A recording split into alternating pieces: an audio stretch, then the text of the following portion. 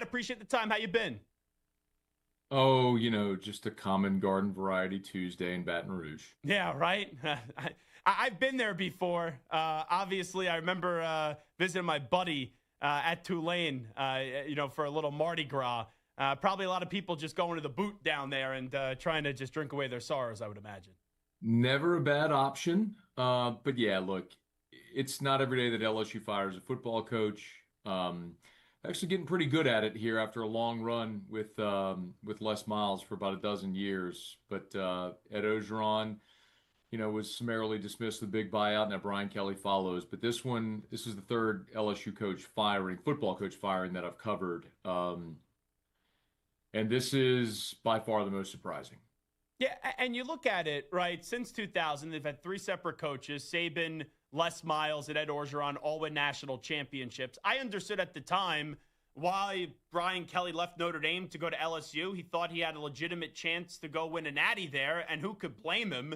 And we all know Notre Dame is a heck of a job. Ultimately, when you look back at the last 3.5 years, even with more access to the playoff the last two seasons in a 12-team format, why didn't this work? Because at the time, a lot of people, for about 24 hours lead to the basketball court introduction, they thought this was a no-brainer and a slam dunk hire. I mean, look, Brian Kelly has 35 years of success as a head football coach. He's won everywhere he's been. He never been fired as a football coach until now, that's remarkable in and of itself in the culture and day and age of college football. But the answer why it didn't work is sort of layered. I mean, we could look back at 2023, and that was their shot, man. You had Jaden Daniels win a Heisman. You had a special offense that was number one in the country in total in scoring offense. But the defense was statistically the worst in program history. And they missed on a lot of transfers that year. Even a serviceable defense gets you in the playoff and maybe wins you a championship, and we're having a different conversation. But Zach, I really think the biggest change is that Brian Kelly is probably one who's cast his lot as one of these veteran head coaches that is struggling with this new era. Nick Saban, Dabo Swinney, Mike Gundy. When Kelly showed up, and I've listened to every word that man has said into a microphone for the last 4 years, he preached build and develop through the high school ranks, supplement in the transfer portal.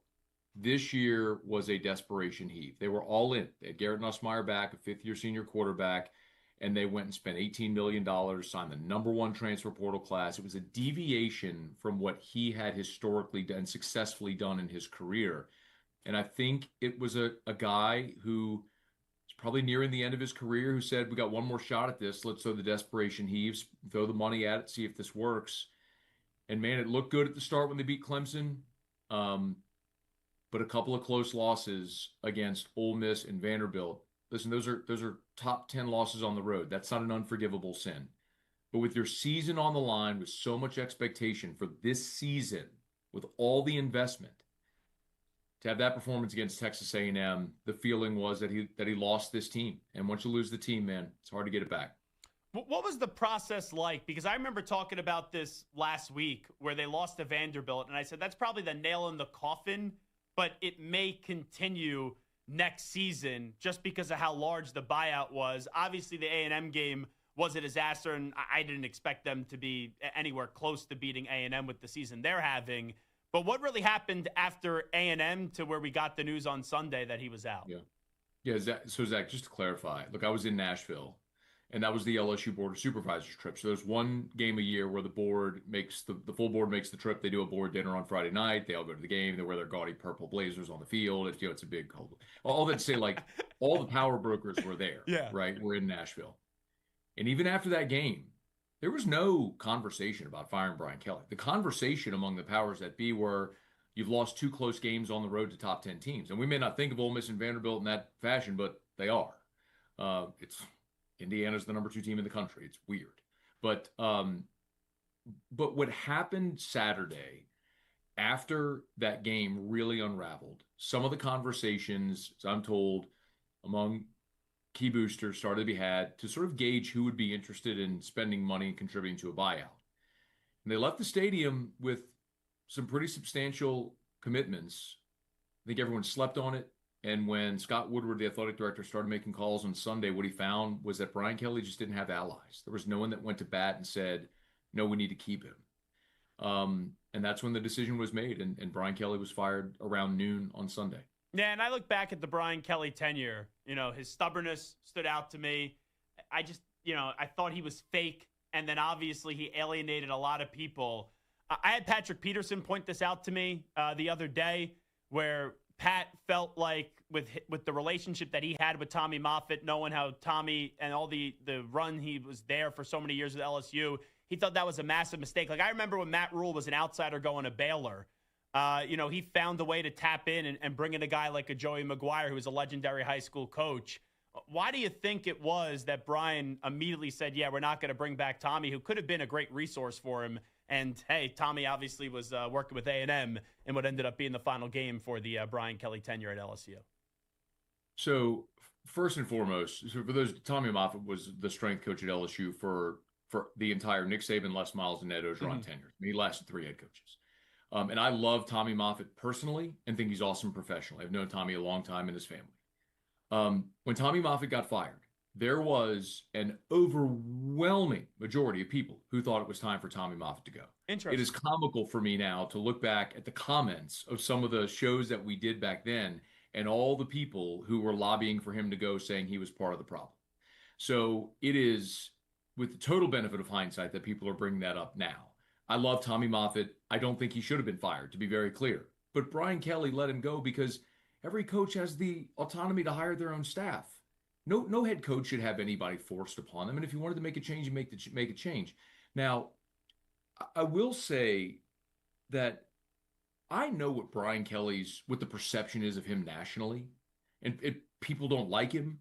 I did not know Brian Kelly before he got the LSU job. Never spoke to him, never had any interaction. I will tell you that I do not understand the national perception of Brian Kelly because he was fantastic to work with and cover as a head football coach. He was honest, he was forthright, he was direct, he showed us all professional courtesy, and generally his players and people around here liked him. What they didn't like was losing. And when you start losing, that's when people will start bringing up all the things that you mentioned. We don't have to unearth this, but the fake Southern accent thing that people have latched onto, like, I was there and listening to the entire thing. In the moment, I did not think the man was faking a Southern accent, and I still don't think he was. I've listened to him speak into a microphone every press conference he's given for 4 years, and he has a weird diction that's a combination of the Midwest and Boston, and he draws sometimes, and I genuinely do not believe he was faking a Southern accent. But no matter where I ever tell that to anyone, no one's going to believe me. Like, Zach, you've got your mind made up. Everybody's got their mind made up. But the idea that he's a bad person, a bad guy, my experience is that nothing could be further from the truth. The bottom line is he just didn't win enough, man. And at LSU, you don't have to be from here. You don't have to be able to make a roux and spell H. You just got to win. You got to freaking win, man. Nick Saban was a career Midwesterner. Dale Brown left LSU as the second winningest coach in the history of SEC basketball behind only Adolph Rupp. He's from Minot, North Dakota. Skip Bertman's a Jewish guy from Miami, won 5 baseball titles in 10 years. He's on everybody's Mount Rushmore here. You just have to win. And the bottom line is he didn't. So here would be my question off of that. And we could debate the national local perception until the cows come home. But the thing that I'm curious about is obviously it's easy to say, hey, he just had to win more. And the defense, when the offense was great, wasn't on the same page. And the defense started off the year well. And Garrett Nussmeier and the offense was just terrible. They can't run the ball, all that stuff. But when you look back at it, if Kelly could go back and maybe do 1 or 2 things differently, what do you think those things would have done to help more winning at LSU, which is a place that we all know it is easy to win at LSU? I think the biggest mistakes Brian Kelly made when he was hired, and you referenced when Matt Rule went to Baylor, Brian Kelly has done that at LSU. His entire staff is made up of people with Louisiana ties. When he got hired, the big mistake he made is he tried to blend it. Half of his staff were people he knew. Half of his staff were people with Louisiana ties. And I understand why he did that. But in the end, letting go of Tommy Moffitt, letting go of Corey Raymond. Look, that 2023 season, that secondary was atrocious. Corey Raymond, for those that don't know, is the longtime defensive back coach who basically was the guy that was the godfather of DBU. He built all the Derek Stingley, Run through all the list of Sure. the great DBs that came through LSU. That was Corey for a decade plus. All those guys came to play for him. And by the way, he rehired Corey Raymond last year from Florida, and they've rebuilt a pretty amazing secondary right now. I think that was his biggest mistake. He brought in Brian Polian as his recruiting coordinator, and Polian was recruiting 3-star cornerbacks from Las Vegas. Like, brother, in Louisiana, the greatest advantage you have is the dirt. Throw a rock and hit a 3-star cornerback. I mean, getting on a plane to go recruit a kid from Las Vegas, and to his credit, he tried to fix that, but he flat ran out of time. So in terms of what's next, I've just have thought of two names where this is where I think it's going to go. I think it's either going to be Lane Kiffin or it's going to be John Sumrall. Is that what the feel is now? Well, if you had to give me two names, who would your two names be if you had to just throw two names out there, next head football coach at LSU? I'll answer your question, but the hardest part about answering this question is that I don't know who's going to be making the hire, Zach. LSU has an athletic director in Scott Woodward, but I have gotten such an overwhelming sense from speaking to people in and around not only the athletic department, the university, the governor of the state of Louisiana, that they're going to make a change at athletic. LSU is going through the process right now of hiring a new university president, and I think that's going to happen within the next 2 weeks. And I would expect one of the first things the university president does is replace the athletic director. So does the new athletic director make that hire?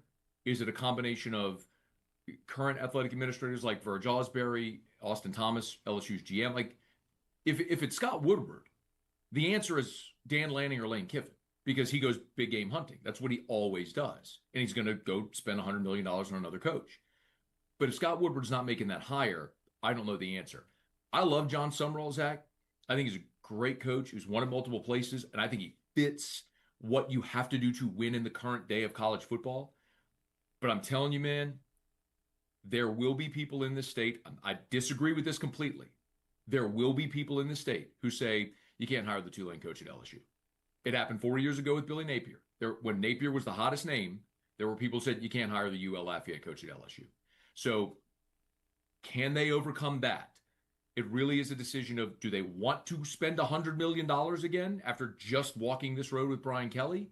Or do they try a new path, a new tact? And a guy like Sumrall, you hear some of Dan Mullen, Eli Drinkwitz mentioned out there. For me, my number one choice would be Dan Lanning.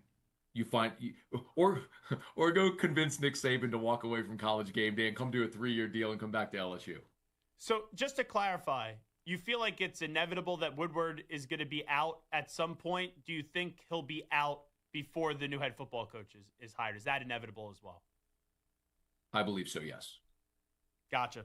Hey, Matt Moscona does a great job, obviously, covering all things LSU. You can listen to him, ESPN Baton Rouge in the afternoons, host of After Further Review. Matt, appreciate the time. Thanks so much. And I knew you were going to be great on the air with us because I'm friendly with Josh Innes. And for years, even when I was living in Philadelphia as a student at Temple University, and Josh would say I'd do a better college radio show than he did a professional radio show, I would always hear the name Matt Moscona, Matt Moscona, Matt Moscona.